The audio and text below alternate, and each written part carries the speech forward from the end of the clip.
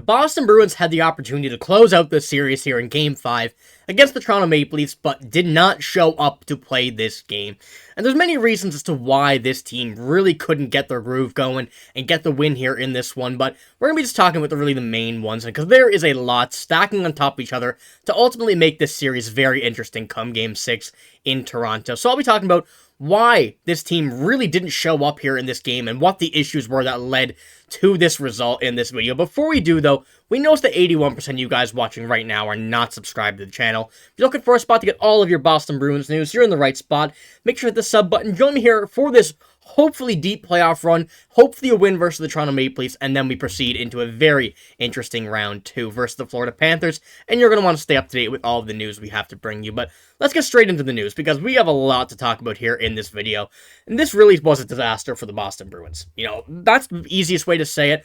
The bottom line is that this was a disaster. They could not pull off the win that many had hoped for, many had needed to feel comfortable with this series. Now we get into some interesting waters with the past of last season in the mind of many Bruins fans. But I'm going to pull up the game stats here, because this is really one part of the beginning of how this was such a bad game for the Boston Bruins. I wanted to highlight the face-off percentage. That was really the main issue that we had seen here in this team's performance on the face-off circle. The first goal that the Maple Leafs had, a face-off win from Max Domi to Marner, back to Jake McCabe, and the goal. The face-offs were absolutely terrible from this team this game, and with the change that Montgomery made, taking Johnny Beecher out of this game, really didn't help on the dot, and that was quite noticeable here in this game. Now, this was not the only reason. You know, I'm going to be talking about a lot of them, and not all of them, a lot. And this was really the start of it, because that's when we seen the momentum swing towards the Toronto Maple Leafs direction. The early goal, which we couldn't really let that happen if we wanted a great opportunity or a great game here from the Boston Bruins team, but it all starts from somewhere, and this is where we've seen it here in this game. I also wanted to pull up the stat card, and as you can see, Trent Frederic, a great game. Once again, he's been a dog in this series, and the bottom line's been pretty good in this game. However, one guy that is really out of his position here is David Pastrnak, right at the bottom. Was not a great game for him, and really hasn't been a great series for him. And that's another thing that I wanted to get into, is David Pastrnak has seemingly gone missing in this series from what we had seen in the regular season, and what we know David Pastrnak is like, what he normally does. And I'm going to pull that up again, the stat card. As you can see, directly on the bottom, no on-ice defense, no on-ice offense. And it was really just a major issue from what we've seen this entire series. And now, David Pastrnak is putting up some okay numbers. 4 points in 5 games. However, this is not David Pastrnak numbers. If this was any old average player, absolutely, you can't complain about that. But a 110-point David Pastrnak doing this in the playoffs really is not helping the Boston Bruins here in this series. And we need to see David Pastrnak show up in these upcoming games if we want any chance at getting a Game 6 and a Game 7 win. You know, either way, this series is going to be tough now. The Toronto Maple Leafs got that momentum. They've got that energy. They know they can win. And now we're heading back to Toronto in their home barn.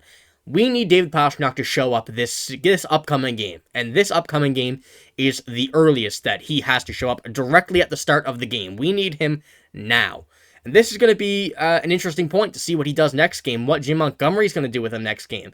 He's going to stay in the lineup, but do we have a new pairing for him or whatnot? Because what he's been doing has been okay, but it really has not been the David Pastrnak that we know, that we love, that we need to see. So, if he don't show up, we might have some very, very interesting things coming ahead. We may see a Game 7. I know none of us Bruins fans want to see that, but if we don't see a David Pastrnak that we know, we may see it. But, once again, layers and layers and layers, there's more things here. Jim Montgomery, we have to speak about him. This has really been the hot topic after this game, where he's made some roster moves, some lineup changes that really intrigued some people here in this game, but not for the best reason. A lot of these were very questionable moves made in this game, and I understand that moves have to be made, but in this game where you can take this series completely out of the Maple Leafs' hands, eliminate them, you put in your best lineup, and Jim Montgomery did not seem to do that here in this game.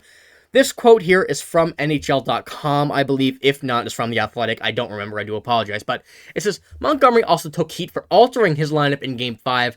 Rather than sticking with what previously worked, Montgomery inserted Matt Grzelcyk for Kevin Shattenkirk on the blue line and watched Grzelcyk be victimized by John Tavares foot speed, setting up Nice's game winner in overtime. Now, this was not also the only move. Like I said, Johnny Beecher came out here with Justin Brazeau being healthy, and I'm okay with that change. Justin Brazeau is a guy we wanted to see in this series for a long time, but you definitely noticed that he was cold. He still wasn't fully in game action yet, but this Matt Grzelcyk change right here was a major problem. This is not one that I would have made in my mind, not one that many other people wanted to see in reaction to these changes in the warm-ups, and that was really a main issue that we didn't see in here, is Matt Grzelcyk was not game ready. He was getting, walked, like it said there, by John Tavares the entire game.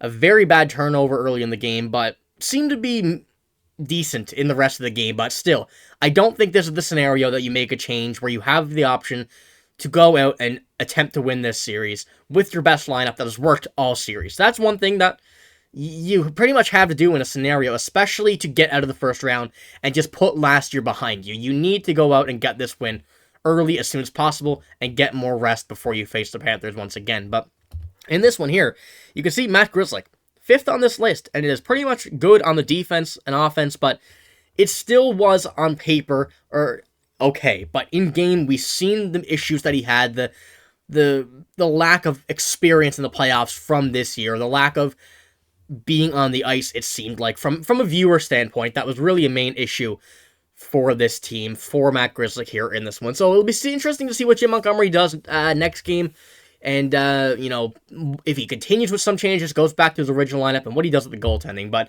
that's not for right now, that's for a later date. But we also have this, Jim Montgomery was also asked about how last night did it linger, how long did he feel the loss, and he says, "I'm still pissed off from last night. To be honest, I don't understand or accept our play from last night, so I'm going to be pissed off until puck drops tomorrow night."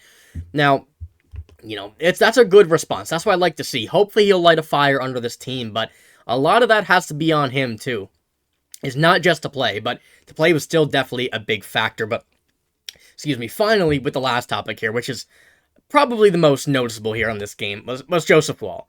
He was excellent, and you have to give credit where credit is due. Joseph Woll really kept the Maple Leafs here in this game, and he could be a big problem going forward. We have that mindset where Jeremy Swayman is in the head of the Toronto Maple Leafs, but this could easily flip the script and the Boston Bruins be in the head, or the Joseph Woll be in the head of the Boston Bruins. That's something that I really hope doesn't happen. I don't think it is right now, but Joseph Woll was really good last game, and you can see here a 964 save percentage, 28 saves and 28 shots, and he really kept them in this game with some very nice saves in the regulation time and overtime. So Joseph Woll now is the guy for the Boston Bruins, or for the Toronto Maple Leafs, and the Boston Bruins are going to have to adapt to that, adjust, and really get ready for Game 6 in Toronto, where we know this team can play good. They haven't in this series, but they certainly can play good.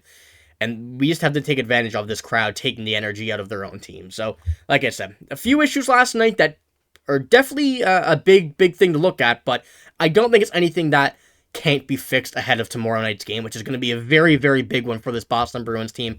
And I likely will be live before the game, so make sure to tune in and pop in, have a quick conversation with a bunch of guys that we enjoy watching this game in the live stream. It's been very fun the last few times, so you're not going to want to miss it. But that's all I got here in this video.